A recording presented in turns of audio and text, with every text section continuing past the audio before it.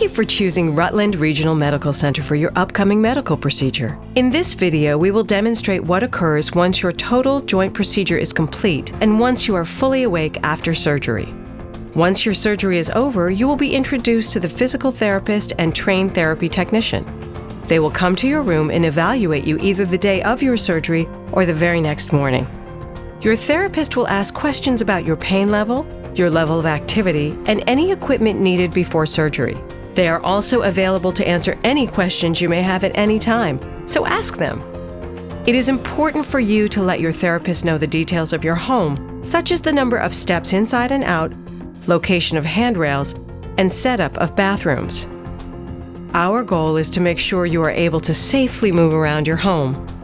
During the evaluation, the therapist may recommend the removal of tripping hazards, like throw rugs. Depending on your mobility level and the setup in your home, your therapist may recommend equipment, such as a rolling walker and/or crutches. At this point, your surgeon has cleared you for some activity, and the physical therapist will get you out of bed. First, the therapist will inspect your dressing, test for sensation, and assess your strength.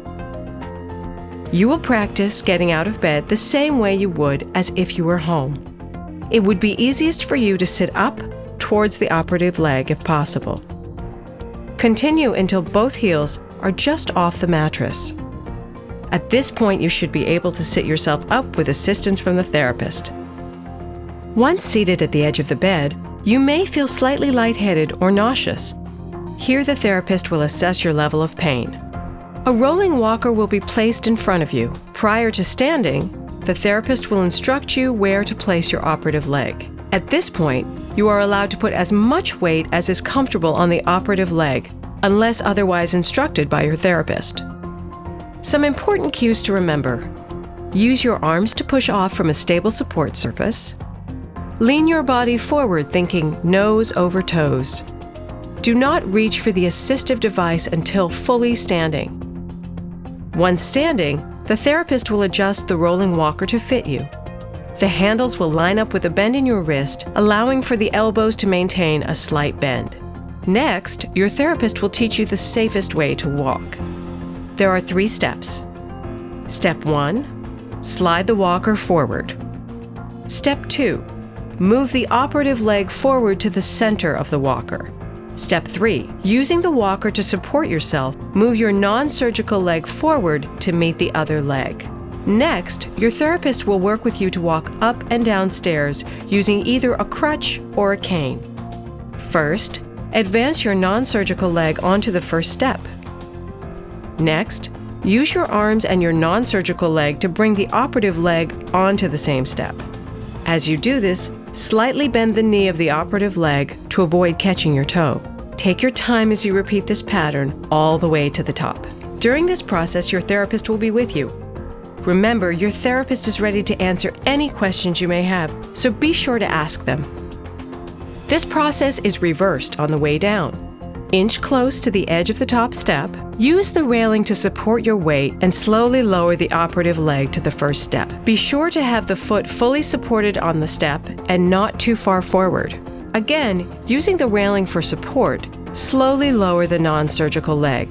This pattern is repeated all the way down to the bottom. Physical therapy will go over the basic therapeutic exercises as seen in your surgical manual. These exercises should be completed 3 times a day at home prior to surgery, unless otherwise instructed by your doctor. After surgery, you will perform your exercise program as instructed by your physical therapist.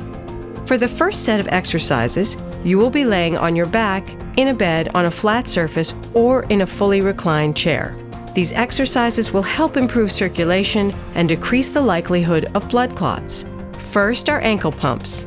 Using your ankles, bend your feet toward you and then away, using a controlled motion. You may feel a slight stretch behind the leg, but no hold is required.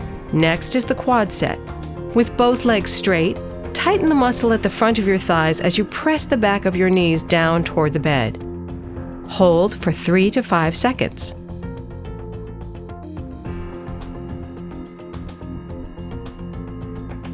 Then the gluteal set.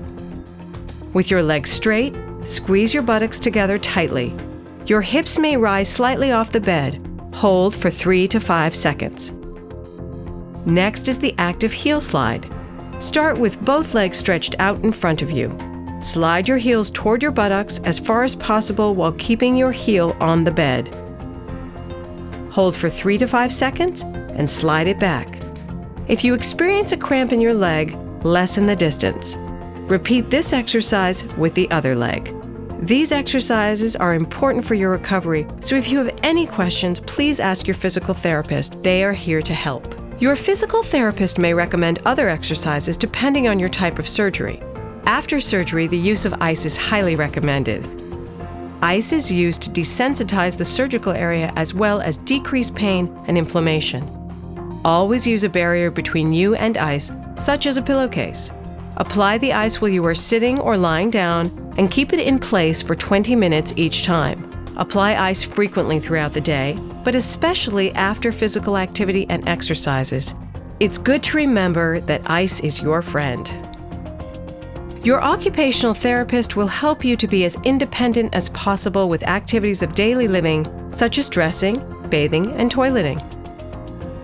You may be given adaptive equipment to assist you with any dressing or bathing tasks that were difficult either before or after your surgery. If you can dress yourself without adaptive equipment, your occupational therapist will encourage you to do so.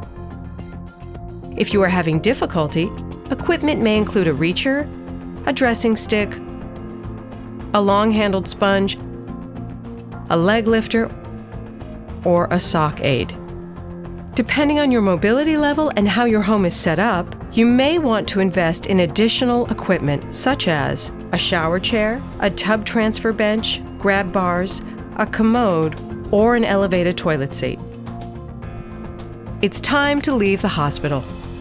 When you've been cleared to go home, a hospital volunteer will come to your room with a wheelchair to bring you to the hospital exit. Your caregiver should pull the car up to the exit. They should adjust the passenger seat for you so that it is pulled back away from the dashboard and with the back of the seat slightly reclined. This will give you space to swing your legs into the car more easily. Using your walker, move to the passenger side of the car. Slowly turn around using small steps so that your backside faces the seat and is in contact with the seat. Move your operative leg slightly forward. Reach back for the seat, then lower yourself onto the seat. If you find it hard to move onto your seat, use a plastic bag to make the surface slippery. While keeping your legs together, carefully and slowly bring both legs into the car with as little movement as possible. Once you are in the car and seated comfortably, take the seat back out of reclined position so it is in the normal upright position and buckle yourself in.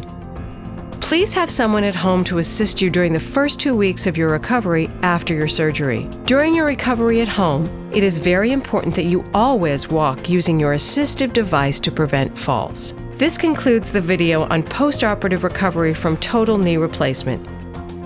By doing the exercises recommended before and after your surgery and following your doctor's instructions, you will be well on your way to recovery.